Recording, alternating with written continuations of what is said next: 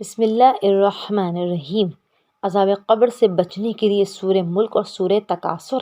سورہ ملک تبارک الذی کو سورہ واقعہ بچانے والی منجید نجات دینے والی بھی کہتے ہیں کیونکہ یہ اپنے پڑھنے والوں کو عذاب قبر سے بچاتی ہے۔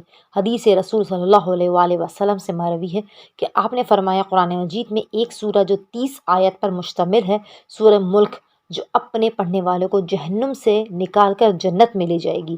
نیز فرمایا، جب مومن قبر میں سوئے گا تو فرشتے پاؤں کی طرف سے اس کے پاس آئیں گے۔ اس وقت اس کے پاؤں کہیں گے کہ اس کو کچھ نہ کہو، یہ ہمارے اوپر کھڑا ہو کر سورہ ملک کی تلاوت کیا کرتا تھا۔ پھر فرشتے اس کے سر کی طرف آئیں گے تو زبان پکارے گی، اسے کچھ نہ کہو کیونکہ اس کے سینے میں سورہ ملک محفوظ ہے۔